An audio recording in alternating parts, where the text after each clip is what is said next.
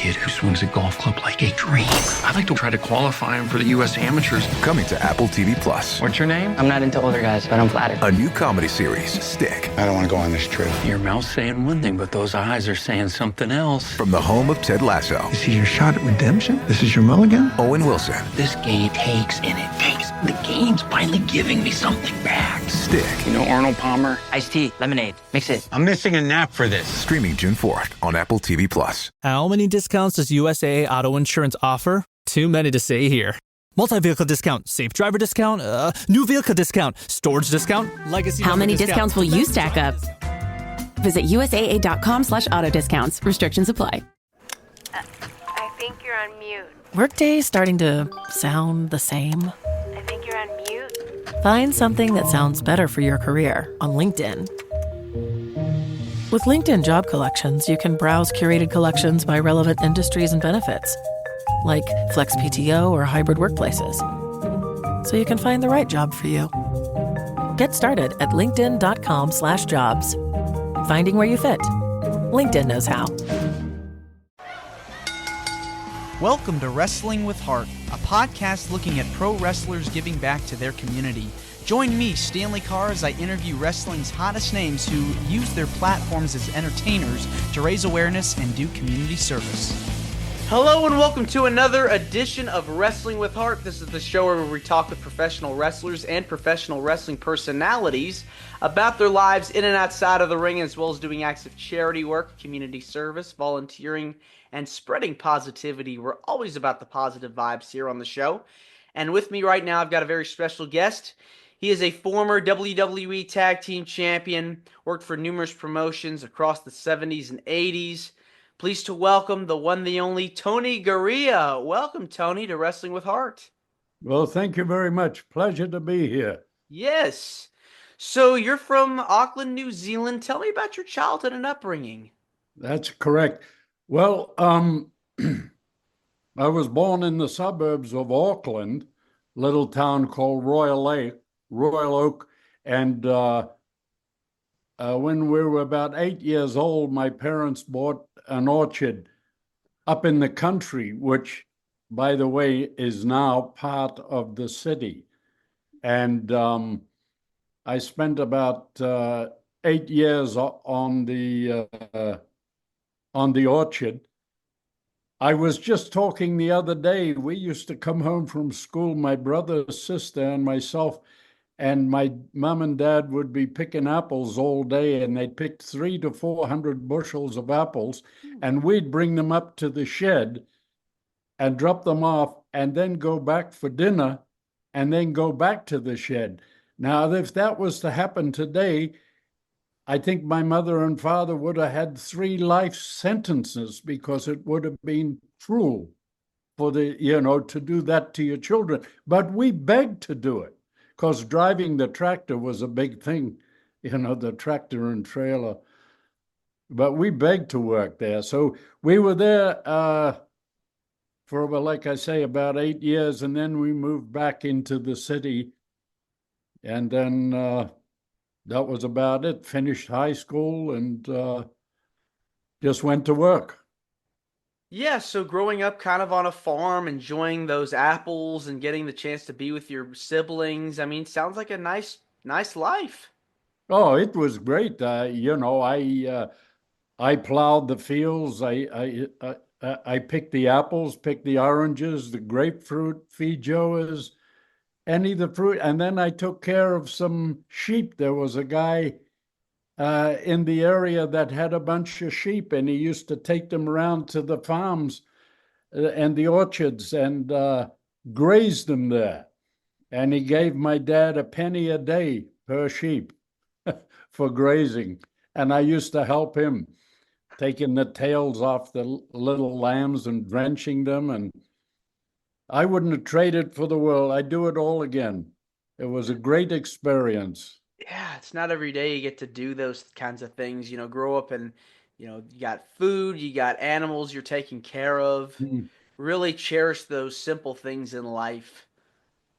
Yeah. And get a lot of experience about what life is all about. I think that was a big thing growing up in the country. It was great.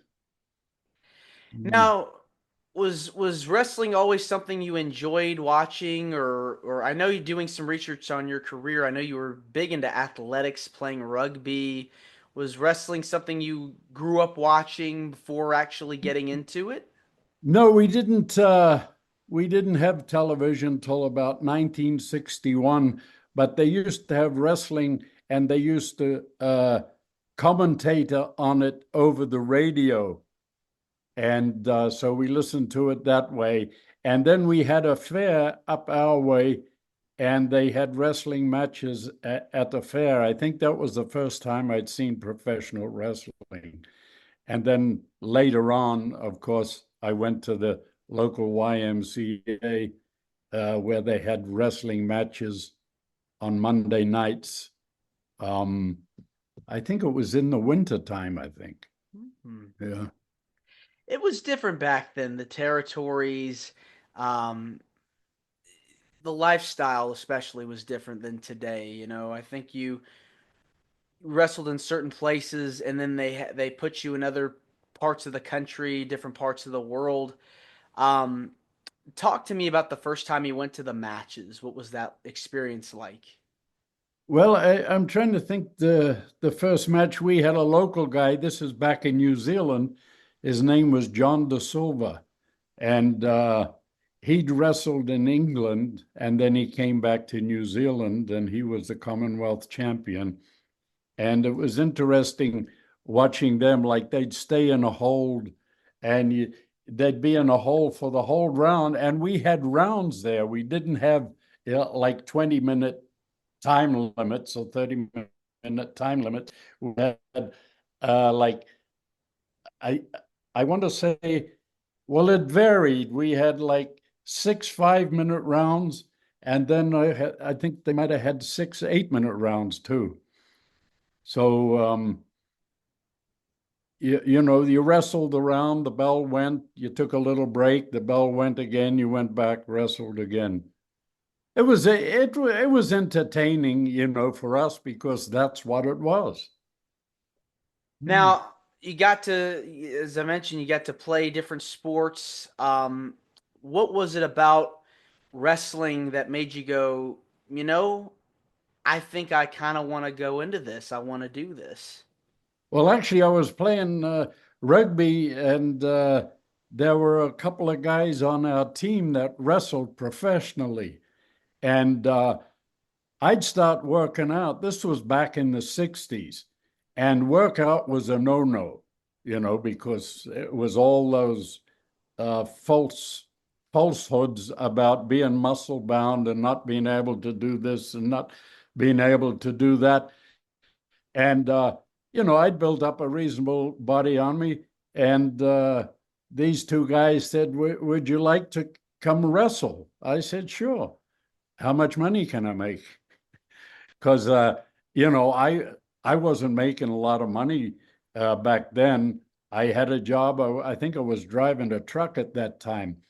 And anywhere I could get some extra money, you know, I'd be in.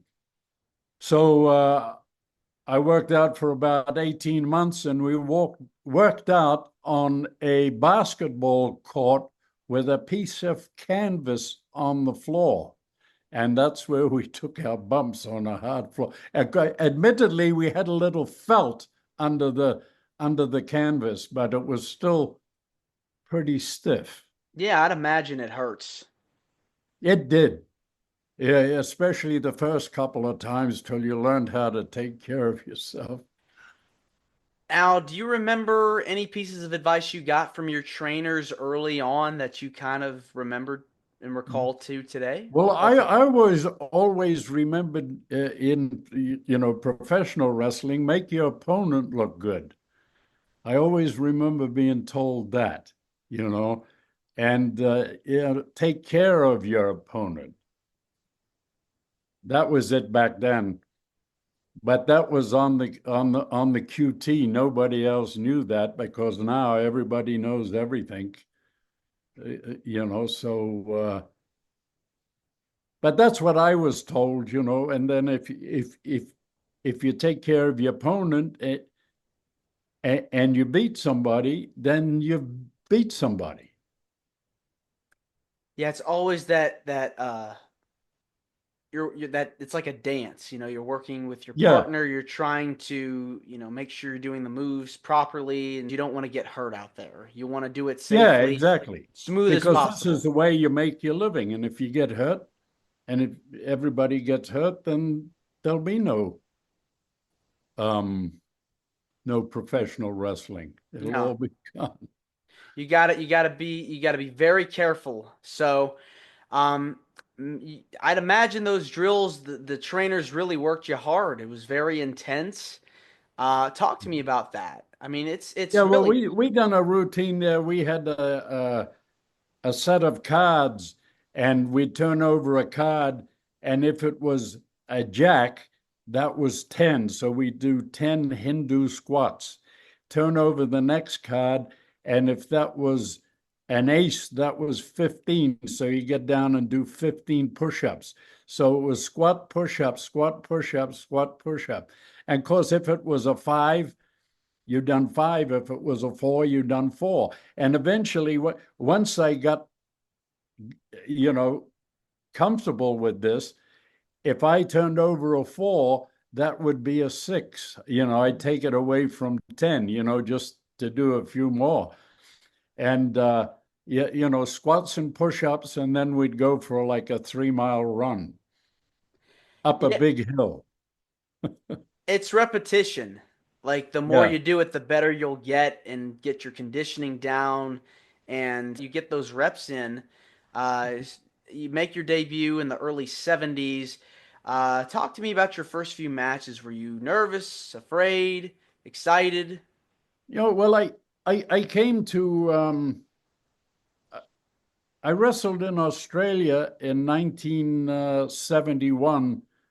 I wrestled for 2 months, and then I went back to New Zealand. Then the promoter, Jim Barnett, brought me back for another 3 months. And then I came over to the United States. I came to Tampa, Florida, and I had my first match on March 20th in Orlando, Florida, against J.C. Dykes and the Infernos. It was a tag match because I'd come over with an Australian wrestler by the name of Johnny Gray. And we wrestled at the sale yards in Orlando. So I'm walking through cow manure out to the ring, and I just left New Zealand that have about 5 million cows. So I thought that was quite ironic. But Jack Briscoe watched the match, and we came back, and he said he complimented us on the match, which I thought was quite good. And incidentally, Jack became quite a mentor for me. We kind of hit it off, and he was a few years older than me, and he gave me a lot of pointers in the business, which I think helped me. What were some of those pointers that he had mentioned to you? He brought up. Well, he said, you know, when your opponent puts you in a hole, don't get out of it right away. Tell a story about getting out of it. And I remember having matches with Iron Mike Sharp, who I just love to work with that guy. Unfortunately, he's passed on, as many of my colleagues have. And I spent 8 minutes getting out of a headlock. It was fantastic, you know, just telling the story. I'd imagine it's tough because you're in that spot and you have to really dig down deep to get out of it, and you really have to convince the audience that you're stuck, but you're gonna pull out of it one way or another. So I'd imagine, you know, the crowd really got into it, and you're able to Oh feed off yeah, that energy. yeah, absolutely. Um, many times that I worked with Mike, it worked that way, but he was always moving. There was always some action with him going on there. And of course, there were many others that I worked with too, that had great matches like Madison Square Garden, Moondog, Lonnie Main. We beat the living Jesus out of each other one night there. And a few years later, I bumped into him. I said, "You remember that night in Madison Square Garden?" He said, "Oh, Jesus." He says, "I could barely move for 3 months." But it was all in good fun. Yeah, it's always about those moments that you still remember and recall and share with so many of the people that you've bumped into and run into over the years. You got to work for WWE back then, WWF, for a long time. Tell me how you got signed and any fond memories of your time there. Well, I was down in Florida and I wasn't making a whole lot of money. And that was the reason for me to come here, to make some money and then go back home to New Zealand, which I didn't do. But I mentioned about going to New York, and Eddie Graham was there. He says, "Let me give Vince McMahon Sr. a call." And he tried to call him, and he didn't answer. And then about 3 weeks later, I was in the office and I seen Eddie. I said, "Eddie, did you get in touch with Vince McMahon?" He said, "No." He said, "Let me try him now." So he booked me there, like I was right in front of him, and he was talking to Vince and mentioned my name. And, was he going to change my name? And he said, "No, he'd keep the same name." And then September 20th, 72, I went up to Philadelphia to do my first TV. And that happened to be my birthday. And I said, "Oh my God, here I am, this kid from New Zealand in Philadelphia, and nobody knew me. I could have disappeared. Nobody had missed me for a month." And so I done 3 wrestling matches at the Philadelphia Arena, which I don't think is there anymore. And then I was off, and then I stayed there something like 2.5 years, I think. They brought Haystacks in, and they tagged me up with him, and that was my first tag team title, was with Haystacks against Fuji and Tanaka. And I was green, I thought, "Oh, I'll work as hard as I can and I'll get advanced," but that wasn't the way. So I just watched everybody. I was told to watch as many matches as I could. And that's what I did. I'd be peeking through the curtain, watching the matches. And also, if somebody was doing something and that was in my repertoire, then I would eliminate it from my repertoire because the people had already seen it. Always good to get those influences and kind of pick out what you like and then implement them into your style. And that's what makes, I feel like, characters and wrestlers so unique, is that they take certain things that they like about different wrestlers and then create something, infuse it into their own.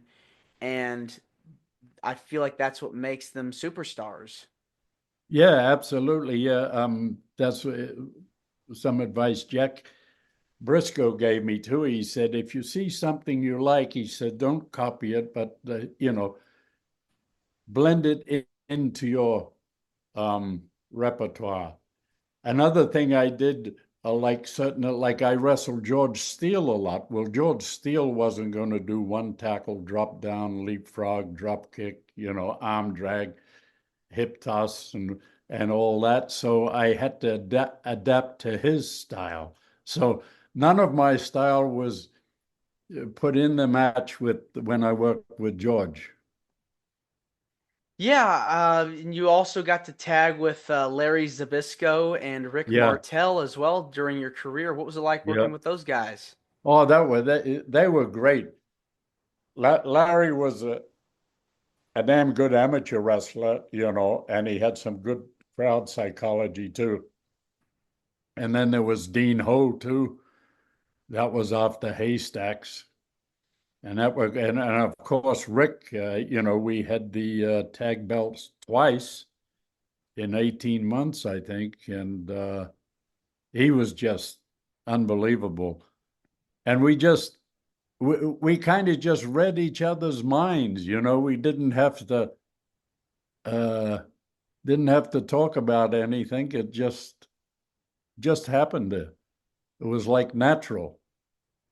It's always good when you have partners that their styles really mesh well together, good Yeah. chemistry, great chemistry. I was very lucky in that way. Of course, I think I think what it was that we were both there to make the match, not to make ourselves. We weren't greedy like that and say, "Oh, it's all about me." It wasn't. It was about the match. And I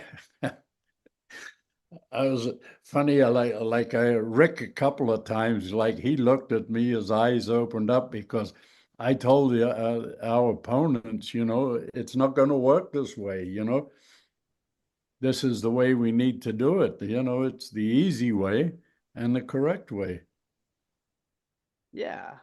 And you guys got to work a lot of opponents over the course of your time in Mhm. WWE, and you got to work so many other competitors. Who were some of your favorite wrestlers that you got to work against? Oh, there was one guy early on when I got to the WWF, Buddy Wolf. He was from Minnesota, and boy, he was very good as far as I'm concerned. We kind of gelled together. And then Lonnie Main, Mr. Fuji, he helped me a lot with his style. He bumped all over the place, and he was very good. Superstar Billy Graham, I thought I had some great matches with him when he was champion, and I enjoyed working with him. I worked with Harley Race in the Garden. That was that was a I thought was a great match. And then I heard about how I didn't know that Harley was who Harley was. I knew he was the NWA champion, but evidently he was more than that. But he was always a gentleman to me. And and the Valiant brothers, we had a heck of a run with them. Jimmy and Johnny and Jerry. Yeah, and two of those have passed on now. I still bump into Jimmy once in a while, and uh, boy, the old memories. I'm trying to think of a couple of other guys. I can see them, but I can't think of their names. Yeah, but it was a good old time. It's been God. 69 is when I had my first match, 1969. So it's getting up there. Yeah, 55 years. Yeah. Some people aren't even that old. It's crazy because you've been wrestling for so long and had an incredible run in the WWE, Mm. transitioning into a backstage role. How did that all come about?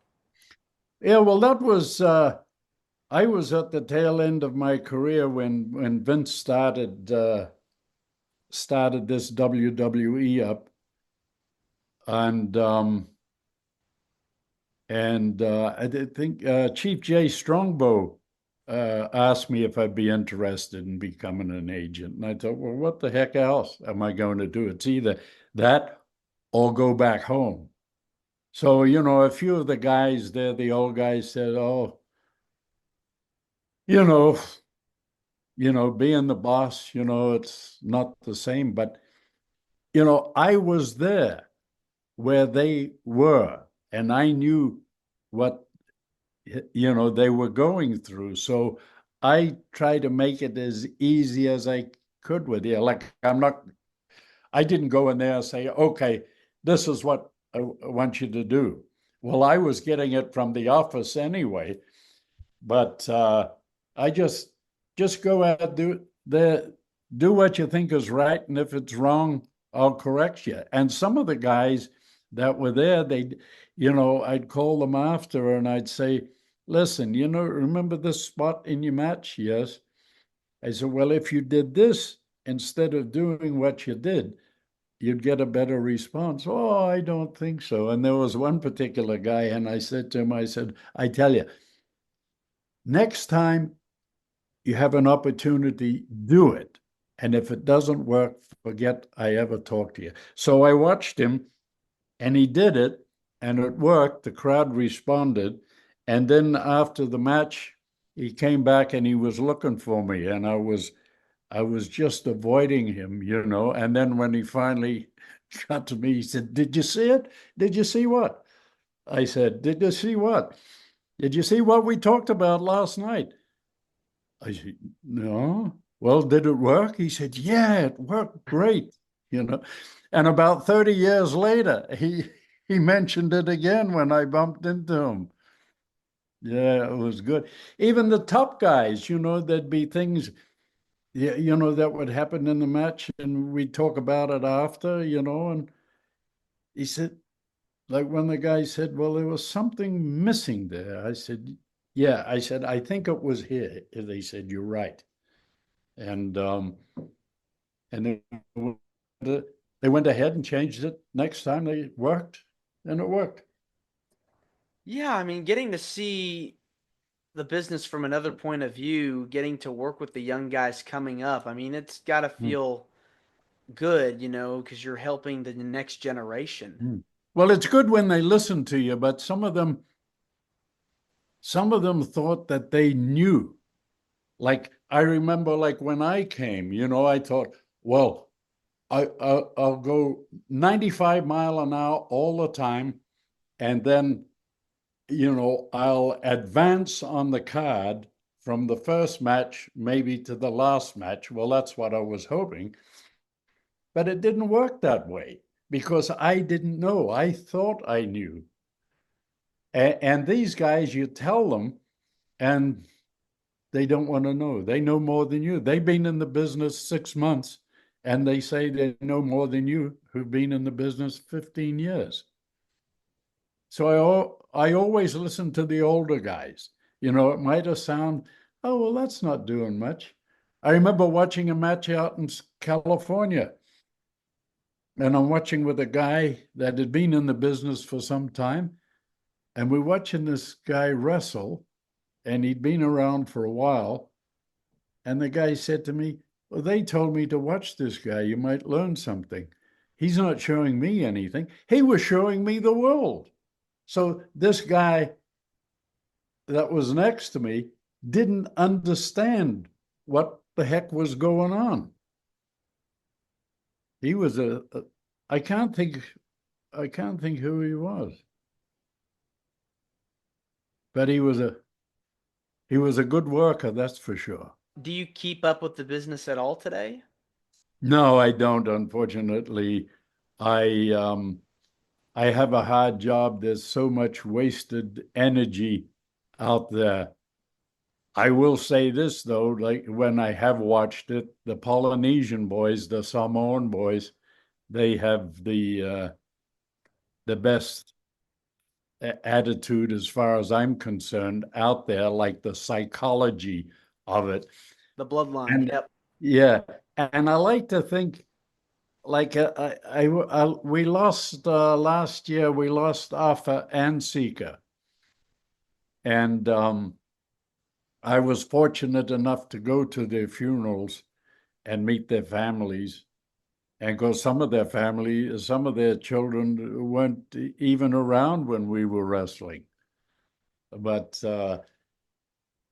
they've done a great job with training all those guys, and they've been passing it on, and they work really well. Yeah, I mean, look at guys like Roman Reigns, you know. Oh, yeah. Just such a very, very incredible worker, great athlete, movie star looks. You got guys like Jacob Fatu out there that are on the rise. Yeah. I see him being a future world champion in the near future. Yeah. Solo Sikoa's out there doing his thing. Jay Uso. Yeah. The Usos, Jimmy Yeah, Uso. both of them. I remember when they started, you know. I remember Sammy Fatu. I had one of his first matches with him. He was about 18 years old, I think. And I seen him at Seeker's funeral, and I didn't know who he was. I didn't recognize him. He lost a lot of weight. It's incredible to run into people that you haven't seen in so long and are able to catch up after all those years, because you guys shared a lot of memories together. Oh, yeah. I bumped into Billy Kidman at Offa's funeral, and he's there and he's looking. Hi, Tony. I said, hi. He said, you remember me? I said, no. I didn't recognize him because he'd aged. You know, he was in his 20s when I knew him, and now 25 years later. I believe he's the producer now too. Yeah, I think so. Yeah. It's amazing. He was up at the gorilla position, and that was a heck of a position. You know, Vince was there, and Jerry Briscoe was there, and all the agents were coming there, and just too much going on. What was your favorite part about being an agent for so long? I think just mixing with the boys, you know.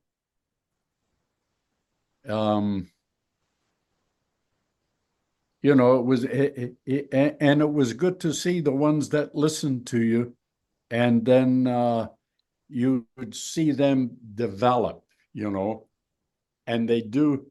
Like there was one kid there, he got hit, he got shot by the big Kali, Great right? Khali, And yep. the great Kali, and he took a bump outside the ring, and within about 5 seconds, he was on the opposite side of the ring. So I talked to him about that. And the next time he did it, he just went down there and he stayed down there. You know, sell the damn thing, you know. That's what happens today. There's it's just but it's a stunt fest instead of making a complete art out of it. Storytelling, it definitely seems to be an important part of wrestling, because you want to show the audience what is happening, what is going on, and how to get invested. Yeah. Well, some of the older guys, to me, Ray Stevens was one of the best heels ever out there. He was such a natural to me. But Johnny Valentine, he was methodical. Bob Orton, but you would believe I seen Johnny Valentine work with Jack Briscoe in Sarasota in 1972, and I still remember that. And I thought he beat the crap out of Jack's leg. He worked his leg. And I said, you bastards. Yeah. It creates heat. You have to get in that mind frame of, wow, I want to boo this guy because he's attacking this other guy, and I want this guy to get his revenge. Yeah. but he had people believe in what he did. I worked after Bruno lost the belt to Superstar in Baltimore. They sent me to the ring, like there was no intermission because they didn't know what was going to happen. And I worked with Baron von Raschke. And we went 20-minute Broadway, but for 12 minutes, there was nothing. People didn't even, they didn't care. But then finally we got him because we didn't do a whole lot in that 12 minutes. We just, built the match. And then the last 8 minutes of the match, it was like they were right into it because we spent time telling the story. Yeah, I mean, you got to have that real passion, It's like you have to really develop that plot that's going to get people to tune in and watch what's happening. Yeah. Well, you got to believe. You got to believe in yourself, and then if you believe, then that transfers out to the people. Yes. It's about that psychology and about the storytelling. Yeah. Absolutely. And they say it's gone, but I don't think it's gone. I think it'll always be there. You just got to have the right people to do it. It's just it is an art form, and I think the more people we can educate about the art form, the more that people will check it out and want to tune in and yeah, like the suspense of disbelief I feel like is very important because that you want to get into what these people are going through and how they feel when they're in this moment, when they're in the ring, when you see two people going at it, you want to believe this person doesn't like this person and there's a conflict going on. Oh yeah. Well, yeah, I consider myself lucky. I had to work with guys like Stan the Man Stasiak, Mr. Fuji, Professor Tanaka, George Steele, he had his way. So I learned from all these guys. These young fellas, they don't have any old timers to learn from. That was back in our day. And you just you respected the old guys and you listened to them. And you did all right. Yeah, I mean it's I think it's good to have people that have been around for so long to learn from because they've been through so much and to educate the young talent about what not to do. That's if they listen. And I noticed the ones that listened, they done well in the WWE, WWF. And the ones that chose not to listen, they just faded off into the distance. But you were able to have this wonderful career both in and out of the ring, and I want to talk about some of the stuff you've done outside of wrestling, as far as helping others and giving back. I know you've been involved with a lot of charity, done a lot of charity work, and volunteered. What kinds of things have you done to help out in your community? Well, I've done a lot. Like my boys, they played football for Hamden High School years ago. Yeah, this was a long time ago. And there were guys, that would come to the gym with them and I'd give them pointers on working out, and they were, pretty happy and they'd come a month, 2 months later and say, Mr. Garea, I did what you told me, and I got stronger. So, I thought that was good. And then a few of the guys in the business, I'd lean on them to, I guess lean is the word, buy a house and pay it off as quick as they could, and then, and to invest something in for their retirement. And one guy came up to me and he said, "Well, I did what you told me." And I said, "What did I tell you?" He said, "Save my money." And now that he's older and retired, he's got something to fall back on, because otherwise you got nothing. Really, it's quite a crazy business when you think of it. You've got no retirement, you got no sick days, you got no paid holidays. In the business, it's nothing. It's just you. And if you get hurt, you don't work. Crazy business.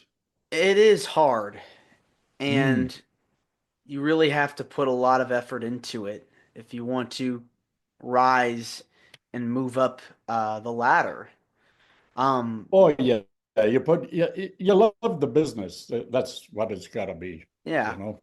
But yeah, I mean, so you were mentoring a lot of people over the years. Anything was there like a particular moment for you or memory that you were able to help someone and it was just such a heartwarming experience? Mm. Well, there probably was, but I just can't bring it forward like right now. Like a lot of guys, I would they'd make a mistake in the ring and they'd come out of the ring, and I'd point out what they did and they'd get all upset. I said, "Don't get upset." I said, "Tonight was not wasted. You learned something tonight. I could have sat and talked to you for 2 hours in the dressing room about this before you went out, and you still would not have got it. You got it now because it happened to you. You did it. And you can feel it and you know it's wrong. So you won't do it again." What is it Like about? everything was like a positive, Yeah, you really have to find strategies and explain it in a way that'll help the Yeah. talent grow and prosper to be Mm. something special. Yeah. What is it about helping others that gives you the most joy? I think just seeing the look on their faces, when they do something and they can't believe that they would be able to do it, and it does happen. And at one point there, Rene Goulet and myself, we were responsible for all the guys that used to come in and do the TV matches. And I'm still in touch with some of those guys. You know, like when we went to Boston, we had a group of guys that used to come. We went to Philadelphia, we had another group of guys that come to Washington, Baltimore, and then when we moved around the country, like we had a bunch of guys out of Milwaukee that used to come, Milwaukee and Minnesota, Green Bay. And I used to, we'd see them about every 4 months. So I'd see them about 3 times a year. It's like coming home. Yeah, I mean, you're helping these young athletes really learn the business and you're giving them messages that will guide them along in their careers. So you're paying it forward. Yeah. Yeah, they a few of them made it. Not not too many, but a few of them got out there. Dolph Ziggler, he was one. He used to come to Cleveland, I think. Yeah, and then he went down to uh, Louisville. Mm-hmm. That's where they had the OVW. training school. I remember when Bob Orton Jr. brought Randy down to St. Louis, and Christ, Jack and I were the agents there, Jack Lanza and I. And Bob said, wondering any chance of, Randy getting into the business, and I looked at him, I said, oh my God, here he was about 6'4". He was probably about 250 pounds at the time. And Randy was good. He listened good. I used to tell him after the TV matches, this, that. I said, but you talk to your father, he'll probably tell you the same thing. I see him the next day. I said, what'd your dad say? He said, exactly what you said. And to see how these guys have become megastars today, Orton's still out there. Yeah. Continues to do well, still going strong. Dolph Ziggler, now Nick Nemeth in TNA. Yeah. Really had an incredible career in his own right. So it's got to feel good, to see these guys that you took under their wing, and really just give them that advice. Yeah, just help them with the little things, nothing big, but the big things take care of themselves. It's the little things you've got to tweak. Mm-hmm. Yeah, I was told that by an old-time wrestler. Yeah. A lot of memories. Mm-hmm. At least I've still got my memory. Yeah. Yeah. Well, Tony, this has been wonderful getting the chance to speak with you. I want to say thank you for coming on to Wrestling with Heart. It means a lot to me and to my listeners and viewers that are watching this on YouTube. Where can people find out more about you? If you have anything you want to plug, feel free to do it.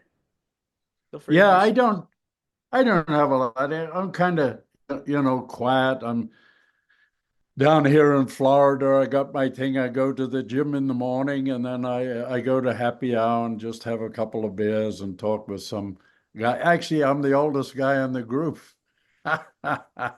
Okay. Yeah, we got a guy that's he was an engineer and he worked all over the world. Another guy, he worked at the Space Center and he's retired from there. We got another guy, he's a contractor. And Bicycle Bob, he worked with Boeing for like 40 years. Yeah. So we just have it's good. And then in the morning, go to the gym there. I got a friend of mine, he's on the SWAT team at the Space Center. He's like 65 years old. He's the oldest guy on the team, and he's got to pass a test like twice a year. Wow. So he's in good shape. Well, you're around people that support you and care about you. That's the most important thing. Yeah, I guess so. Yeah. Well, Tony, it's been good. Yeah. Tony, again, thanks so much for coming on, and you're more than welcome to come back. No, thank you. Okay, Stan. All right, take care. You have a good day. You too. Right. Bye-bye. This is Wrestling with Heart. I hope you found this podcast to be informative and entertaining. If you did, please hit the subscribe button and look out for the next edition.